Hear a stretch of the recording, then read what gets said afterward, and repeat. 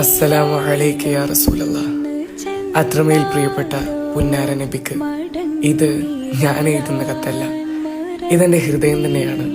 പകുതി ഇരുണ്ടുപോയ പക്ഷേ അങ്ങയുടെ സ്മരണ കൊണ്ട് ഇതുവരെ നിൽക്കുന്ന ഒരു ഹൃദയം. നബിയെ, ഞാൻ അങ്ങയെ കണ്ടിട്ടില്ല, പക്ഷേ അങ്ങയുടെ പേരിൽ എൻ്റെ കണ്ണ് നിറയാറുണ്ട്.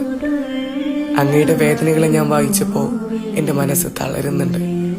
ത്വായിഫിൽ അങ്ങയെ രക്തം കലർന്ന കാലുകളിൽ നടത്തിയത് ഞാൻ വായിച്ചപ്പോൾ അറിയാതെ കണ്ണ് നിറഞ്ഞുപോയി. പ്രിയപ്പെട്ട നബി, അങ്ങ് ഞങ്ങൾക്കായി പകലും രാത്രിയും ദുആ ചെയ്തു. ഞങ്ങളെ കാണാതെ തന്നെ ഞങ്ങൾ സ്നേഹിച്ചു. അവസാനം ഉമ്മത്തി ഉമ്മത്തി എന്ന് വിളിച്ചു കരഞ്ഞപ്പോൾ കൂടെ ഉണ്ടായിരുന്നെങ്കിൽ എന്ന് ആഗ്രഹിച്ചു പോകുന്നു. പക്ഷേ എനിക്ക് ലജ്ജയുണ്ട്. അങ്ങ് കൊണ്ടുവന്ന ദീനിൽ നിന്ന് ഞാൻ പലപ്പോഴും അകന്നു പോകുന്നുണ്ട്.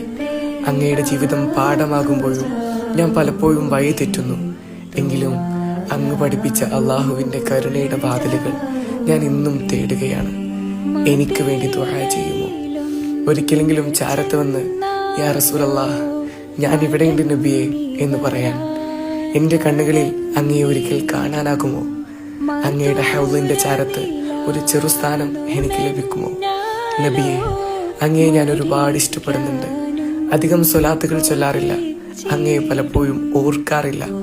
പാപിയാണ്. എന്നാലും നബിയെ, എനിക്ക് നിങ്ങളെ ഭയങ്കര ഇഷ്ടമാണ്. എന്നെ കൈവിടരുതേ. ഒരിക്കലെങ്കിലും അങ്ങയുടെ ചാരത്ത് എത്തിക്കുമെന്ന വിശ്വാസത്തോടെ അങ്ങയുടെ ഉമ്മത്തിൽപ്പെട്ട ഒരു പാപിയായ, പക്ഷേ അങ്ങയെ വല്ലാണ്ട് ഇഷ്ടപ്പെടുന്ന ഒരു പാപി.